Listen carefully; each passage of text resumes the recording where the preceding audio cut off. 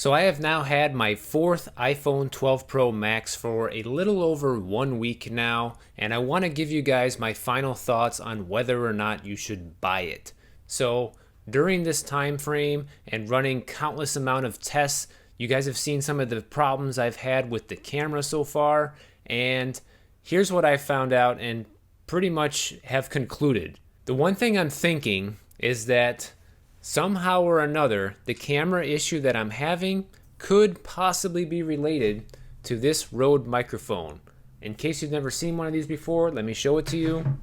This is the Rode Video Mic MEL, and this is made especially for an iPhone. You can see it has a lightning port on it, and it plugs directly into the iPhone.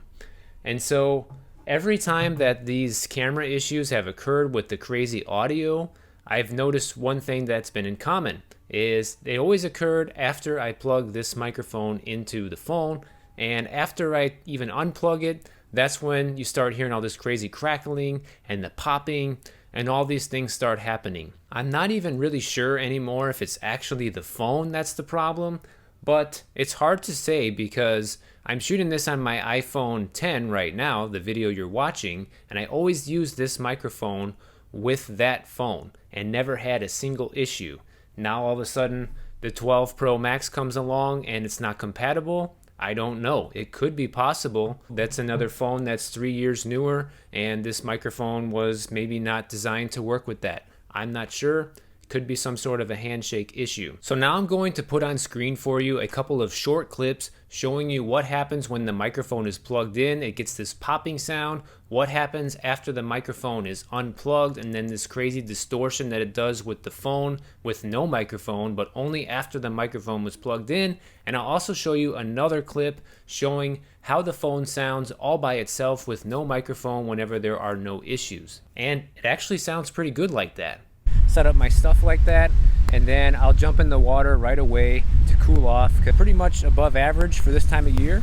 But those of you who are watching this video right now, I want to give you a little glimpse into my YouTube content strategy moving forward into 2021. So why did I decide to do this, you might ask, especially now that the price is at an all-time high? There's two reasons basically why I decided to do this. One, I think this, so you've seen the issues I'm having when the microphone was attached and even after disconnecting it. You've seen how good the phone can actually sound if I reset the phone and actually don't use any microphone. That's how I seem to be able to get the problem to go away. I'll turn the iPhone completely off for at least 10 seconds, turn it back on, I won't plug any microphone into it, and it seems to work without a hitch almost every time so far. I don't think I've seen even one time when that wasn't the case. My final conclusion would be this, guys. If you have an older iPhone, maybe like a 10 like me, or even an 11, something like that, I would say hold off on this thing because the phones that we have that are in the 10 era or even newer are still almost as good as this thing. Yes, this is better when it does work, but it's not so much better that you need to have it. That'd be my first thing I would say. The other thing I'm going to say is if you don't have an Apple Store near you and you're not buying this from the Apple Store, I would really use caution when getting this because it's already been a hassle for me to do all the return situation directly with Apple. And if you have similar problems with your iPhone 12 Pro Max, it could be way more difficult for you to make a return or exchange the phone with, say, your cell phone company or carrier or whoever you're buying the phone through. So I would really use caution on that front and really take that into consideration before you buy this phone. However, if you don't care and you just want to take the chance and hope that yours is good, because so far this has been the best one I've had so far. It could have been just a bad batch like the guy at the Apple Store said in my last video about this, but who knows, right?